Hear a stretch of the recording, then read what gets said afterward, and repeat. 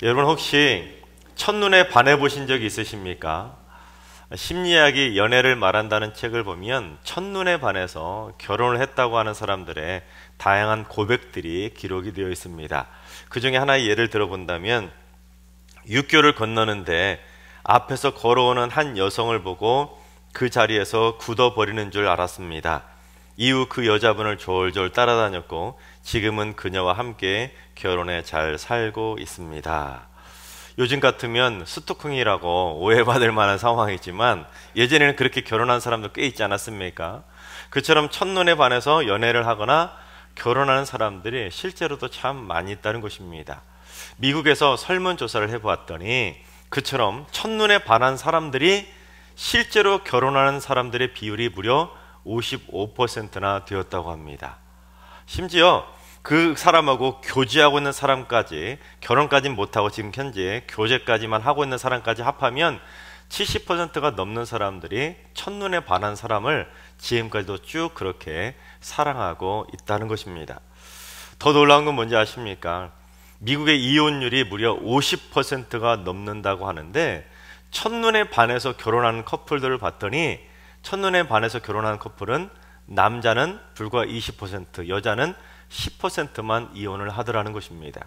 그러니까 첫눈에 반해서 결혼하는 부부는 이혼율이 많게는 5분의 1까지도 줄어든다고 말할 수가 있다는 것이죠. 바라옵기는 우리 승리교회 청년들과 우리 자녀손들도 하나님께서 영안을 활짝 확 열어주셔가지고 잘못된 만남이 아니라 하나님께서 짝 주신 만남에게 딱 첫눈에 반해서 하나님께서 예배해 주신 만남과 행복하게 믿음으로 결혼해서 주님의 은혜를 받으며 살아가게 되기를 주님의 이름으로 축원합니다. 오늘 말씀도 시인은 첫눈에 반한 것 같은 특별한 사랑을 고백하고 있습니다. 시인이 97절을 통해 자기가 주의 법을 어찌 그리 사랑하는지 종일토록 작은 소리로 그 주의 법을 읊조린다라고 고백하고 있습니다. 이 구절을 우리 공동 번역 성경으로 한 번 더 봉독해 보겠습니다. 당신의 법이 너무나도 사랑스러워 자나깨나 나는 그 말씀을 되새깁니다.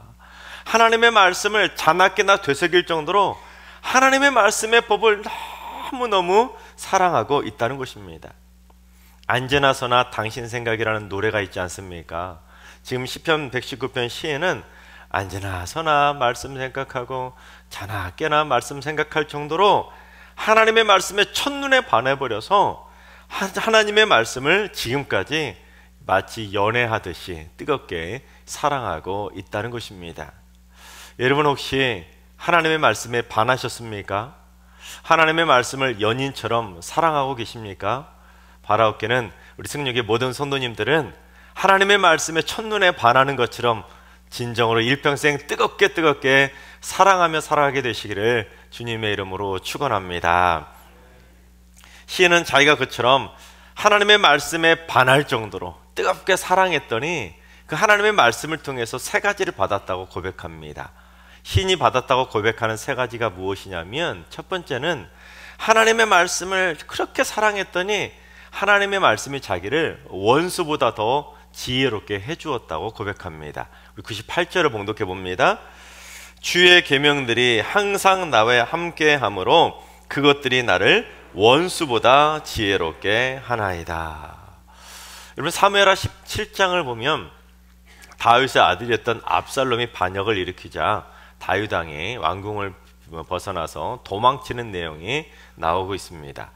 그런데 다윗의 아들이었던 압살롬이 아히도벨과 후세라고 하는 두 명의 지혜자들에게 우리 아버지 저 다윗을 어떻게 하면 죽일 수 있는지 나한테 모략을 좀 계략을 내보라고 명령을 하게 됩니다. 그러자 먼저 아들이었던 압살롬의 편인 아히도벨이 뭐라고 조언을 하냐면 다윗이 지금 왕궁을 벗어나서 도망치느라 너무 지쳐있기 때문에 지금 당장 쫓아가서 잡으면 다윗을 쉽게 죽일 수 있을 것이라고 그렇게 조언을 하게 됩니다. 하지만 다윗의 편이었던 후세는 다윗 왕이 도망칠 수 있는 시간을 벌어주기 위해서 뭐라고 조언하냐면 다윗 왕 주변에는 용맹한 용사들이 많이 있기 때문에 지금 섣부르게 쫓아가서 공격했다가는 오히려 우리가 당할 수도 있으니까 군사를 좀 더 모은 다음에 나중에 완전히 다 갖춘 다음에 나중에 총공격을 해서 그렇게 완벽하게 잡아야지만 다윗 왕을 죽일 수 있다고 그렇게 조언을 해주게 됩니다. 실제로 다윗 왕 주변에는 다윗을 따르는 용맹한 용사들이 많이 있었기 때문에 다윗의 아들 압살롬도 그걸 알고 있지 않겠습니까? 그러다 보니 압살롬도 누구의 모략을 선택하게 되냐면 후세의 모략을 선택하게 되고 결국 그 때문에 다윗 왕은 압살롬을 피해서 도망치는 데 성공하게 됩니다. 그러니까 하나님께서 이 악한 원수보다 더 지혜롭게 후세에게 뛰어난 지혜와 명철함을 주셨기 때문에 그 지혜를 통해 다윗 왕이 결국 도망칠 수 있게 되었던 것입니다. 그처럼 하나님이 주시는 지혜와 명철함을 공급받게 되면 우리는 악한 원수들보다 더 지혜로워질 수가 있다는 것이죠. 두 번째는 하나님의 말씀이 자기를 모든 스승보다 더 명철하게 해줬다는 것입니다. 우리 99절을 봉독해 봅니다. 내가 주의 증거들을 늘 읊조림으로 나의 명철함이 나의 모든 스승보다 나으며, 하나님의 말씀은 지식과 학문을 가르치는 그 세상의 어떤 스승들보다도 더 명철하게 해준다는 것입니다. 창세기 41장을 보면 바로 왕이 꿈을 꾼 이야기가 기록되어 있지 않습니까? 두 개의 꿈을 꾸는데 먼저는 아름답고 살찐 암소 7마리를 흉하고 파리한 암소 7마리가 잡아 먹어버리는 흉측한 꿈을 꾸게 됩니다. 그래서 바로 왕이 깜짝 놀라서 깬 다음에 다시 잠에 들게 되는데 또다시 두 번째 꿈은 무성하고 충실한 이삭 7개를 가늘고 동풍에 마른 이삭 7가닥이 삼켜버리는 꿈을 꾸게 됩니다. 흉흉한 꿈을 두 번이나 연거푸 꾸게 된 것이죠. 그러자 바로가 애굽의 모든 점술가와 지혜롭다고 하는 현이들까지 모조리 다 데려오지만 그 누구도 그 꿈을 해석할 수가 없었습니다. 그런데 누가 바로 왕의 꿈을 해석해 줍니까? 요셉이 꿈을 해석해 줍니다. 뭐라고 하냐면 그 꿈은 애굽 온 땅에 7년 풍년이 든 다음에 이어서 7년 흉년이 들게 된다고 바로 왕의 꿈을 정확하게 해석해 주게 됩니다. 근데 요셉은 꿈만 해석해 준 것이 아니라 그 꿈을 어떻게 대비해야 되는지 해결책까지 말해주게 됩니다. 그러자 애굽 왕 바로가 결국 요셉에게 뭐라고 말하는지 창세기 41장 39절을 봉독해 보겠습니다. 요셉에게 이르되 하나님이 이 모든 것을 내게 보이셨으니 너와 같이 명철하고 지혜 있는 자가 없도다.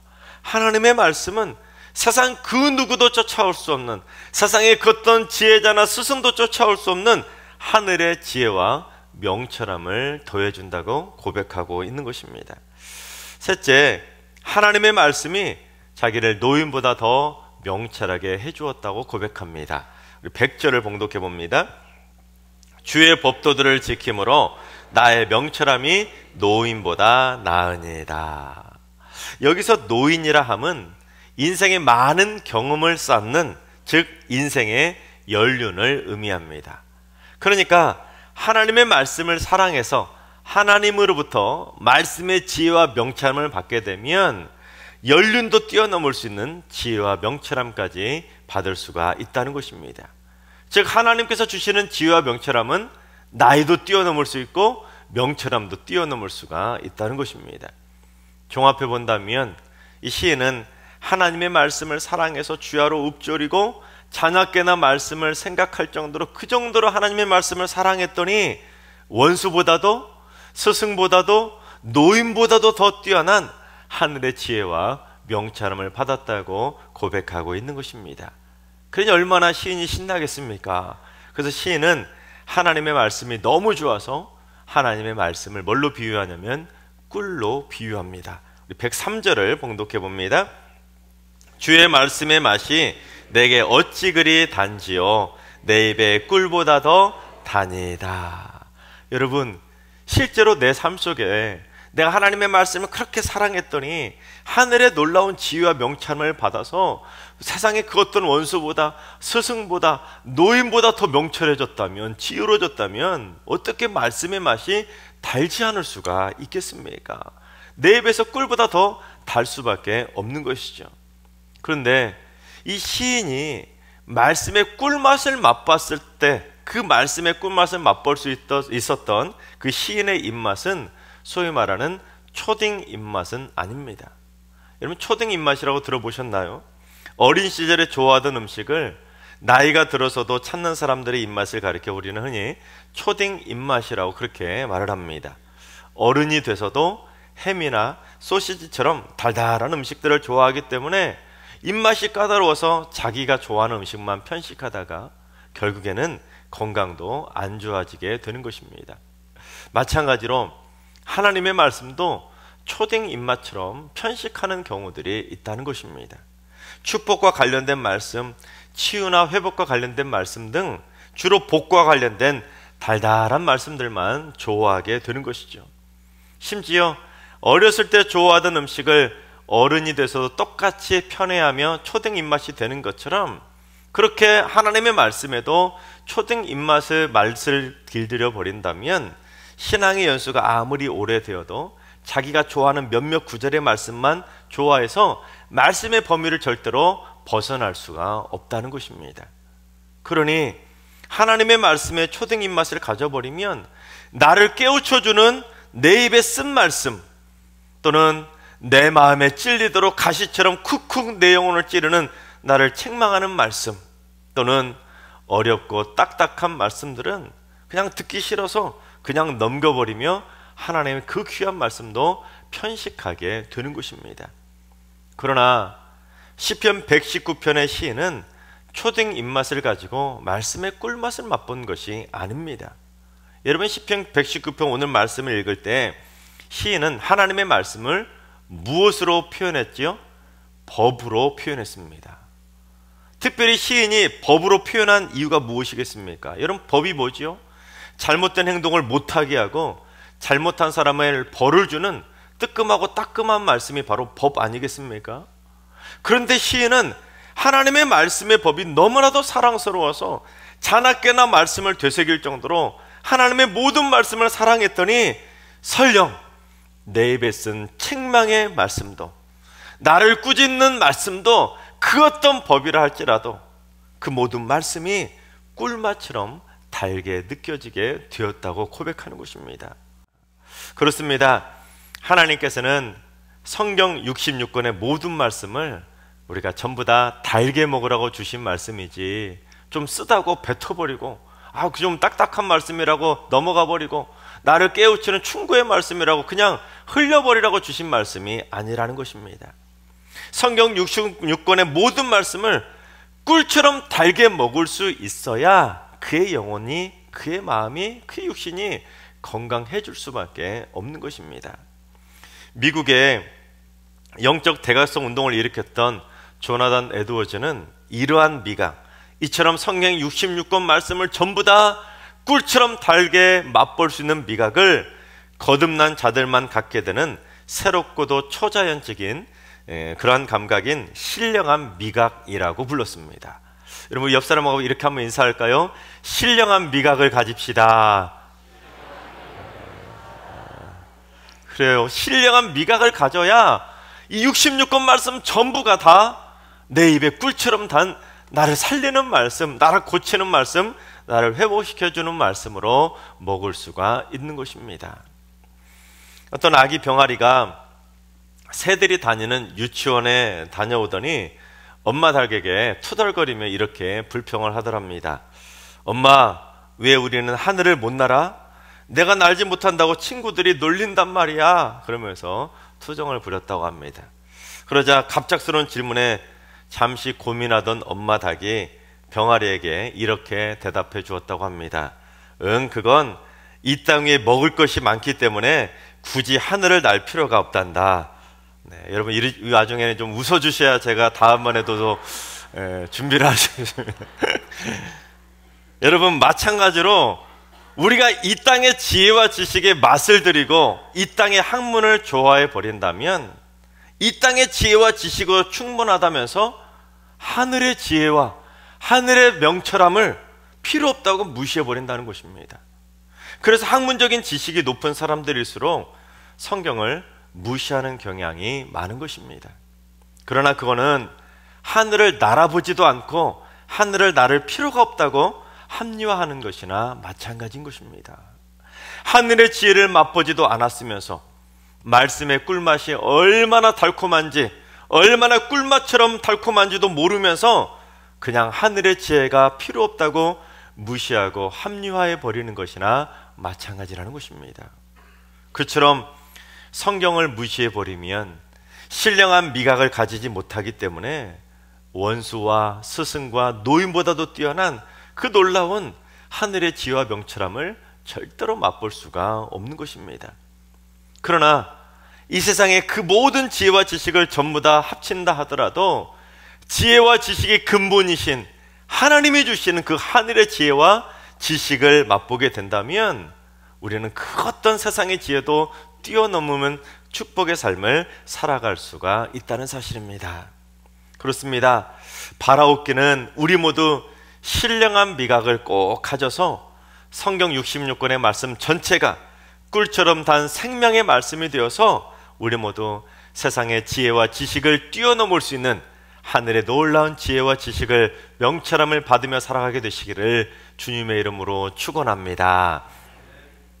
시인은 그처럼 자기가 하나님의 말씀을 사랑해서 원수보다도 스승보다도 노인보다도 뛰어난 지혜와 명철함을 받게 되었다고 고백하지만 시인이 궁극적으로 고백하고 있는 진짜 최고의 지혜와 명철함이 무엇이라고 고백하냐면 그거는 바로 악한 길로 가지 않고 거짓 행위를 미워할 수 있는 지혜와 명철함이 진정한 하늘의 지혜와 명철함임을 강조합니다.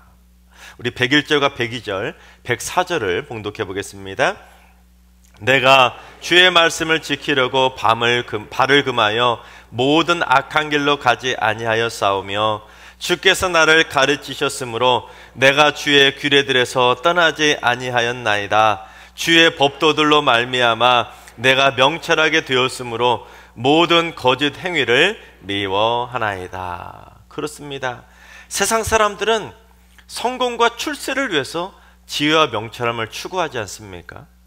그러나 진정한 지혜와 명철함은 세상의 성공과 출세를 위한 명철함이 지혜가 아니라는 것입니다. 왜냐하면 그 사람이 아무리 지혜와 명철함이 뛰어나다 할지라도 그가 거짓 행세를 하면서 악한 길을 걸어가고 있다면 그의 출세, 그의 성공, 결국에는 그 길의 끝은 파멸의 낭떠러지가 될 수밖에 없는 것입니다. 그런데 말씀을 통해 하늘의 지혜와 명철함을 받게 된 시인은 자기가 어떻게 했다고 고백합니까? 주의 말씀을 지키려고 자기 발을 금하고 모든 악한 길로 가지 아니했다고 고백하고 있습니다. 여러분, 이 구절에서 우리 성경은 내가 금해서 가지 아니하였다라고 좀 길게 번역하고 있지만 이 구절을 히브리어로 보시면 이 칼라라고 하는 딱 하나의 단어만 사용이 되었습니다. 이 칼라라고 하는 이 히브리어 단어가 어떤 경우에 사용되는 단어냐면 야생동물을 잡으면 이 야생동물이 도망치지 못하도록 우리에 가두지 않습니까? 또는 죄인이 마음대로 움직이지 못하도록 수박과 같은 착고를 채우지 않습니까? 또는 죄인이 도망치지 못하도록 감옥 안에 가두지 않습니까? 그처럼 잡거나 가두거나 할 때 사용되는 그러한 단어가 바로 이 칼라라고 하는 단어입니다. 그러니까 이 시인은 하나님의 말씀을 너무 사랑하기 때문에 악한 길로 가지 않고 하나님의 말씀의 법대로 지키며 살게 되노라고 자기 스스로에게 수갑을 채우고 자기 스스로를 감옥에 가두는 것처럼 자기 스스로를 철저하게 통제하고 억제해서 행여라도 나쁜 말 할까, 행여라도 나쁜 행동을 할까, 행여라도 나쁜 곳에 갈까 철저하게 자기 자신을 통제하고 통제했다고 고백하는 것입니다. 그것이 어디서부터 왔다는 것입니까? 하늘의 지혜와 명철함으로부터 왔다고 고백하는 것입니다. 예수님께서도 그처럼 죄에 대해서 확실하게 억제하고 통제하라고 강조하셨는데 우리 마태복음 18장 8절과 9절을 봉독해 보겠습니다. 만일 내 손이나 내 발이 너를 범죄하게 하거든 찍어 내버리라. 장애인이나 다리 저는 자로 영생에 들어가는 것이 두 손과 두 발을 가지고 영원한 불에 던져지는 것보다 나으니라. 만일 내 눈이 너를 범죄하게 하거든 빼어 내버리라. 한 눈으로 영생에 들어가는 것이 두 눈을 가지고 지옥불에 던져지는 것보다 나으니라.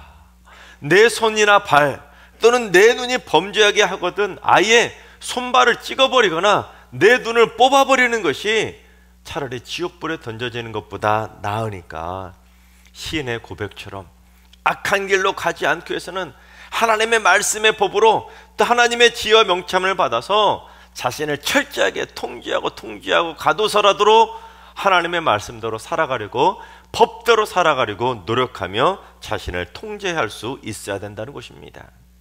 그런데 말씀을 사랑하지 않거나 초등 입맛처럼 그저 축복의 말씀, 달달한 말씀들만 좋아하면, 이런 말씀이 들려지면 그냥 한 귀로 듣고 아예 나하고는 상관없어 하고는 흘려버린다는 것입니다.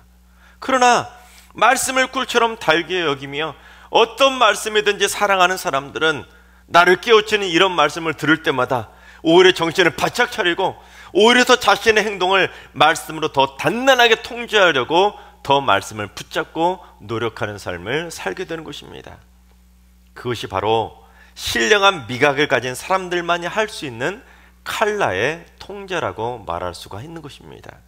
내 몸에, 내 영혼에, 내 심령에 하나님의 말씀이 가득가득 차게 되면 그 말씀 한 구절 한 구절이 나의 행동과 말과 생각을 통제할 수 있기 때문에 결국 그의 영혼은 하나님의 그 귀한 법도로 살아가는 거룩한 삶을 살아갈 수가 있는 것이죠. 시편 119편의 기자처럼 하나님의 말씀의 꿀맛을 제대로 맛볼 정도로 말씀을 사랑하면 날마다 말씀의 꿀을 먹기 때문에 우리 혈관 속에도 하나님의 말씀이 흐른다고 말할 수가 있는 것입니다. 이 그림은 바로크 거장 렘브란트의 작품입니다. 얼굴에 주름을 한번 보십시오. 얼굴에 주름이 가득한 한 노파가 코끝에 돋보기를 걸치고 성경책을 그야말로 뚫어져라 쳐다보고 있는데, 성경책 상태가 어떻습니까? 얼마나 마르고 닳도록 읽으셨으면 헤어질 정도로 읽고 있는 한 노파의 모습입니다. 그런데 이 노파가 누구냐면 렘브란트의 어머니인 안나입니다. 여러분, 이 정도면 렘브란트 어머니의 혈관 속에는 진짜로 하나님의 말씀이 흐른다고 할 수 있을 정도 아니겠습니까? 여러분, 우리도 하나님의 말씀을 오늘 시편의 기자의 고백처럼 뜨겁게 사랑해서 이처럼 늙어서 죽는 그날까지 자나 깨나 말씀 생각, 종일토록 말씀 생각, 하나님의 말씀을 꿀을 먹으며 살아가게 되시기를 주님의 이름으로 축원합니다. 그래서 날마다 그처럼 온몸 구석구석으로 하나님의 말씀이 공급되어서 말씀이 주는 지혜와 명철함을 얻게 되면 내 온몸 구석에 하나님의 말씀이 가득 차고 흐르고 있으니 내 손과 내 발이나 설령 내 눈이나 내 입이 나로 범죄하게 하면 악한 길에서 벗어날 수 있도록 말씀을 가지고 칼라의 통제를 할 수 있게 되는 것입니다.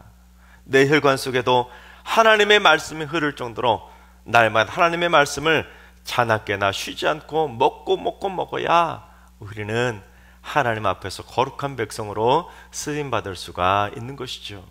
하나님께서 사랑하신 여러분, 우리 모두 하나님의 말씀에 반해서 말씀의 꿀맛을 맛볼 정도로 하나님의 말씀을 뜨겁게 일평생 사랑하며 사시기 바랍니다. 그래서 내 혈관 속에도 하나님의 말씀이 흐를 정도로 하나님의 말씀이 주는 지혜와 명철함을 날마다 공급받아서 우리 모두 이 세상의 모든 악한 일에서 벗어나고 모든 거짓된 행위들을 미워하며 살아가게 되시기를 주님의 이름으로 축원합니다.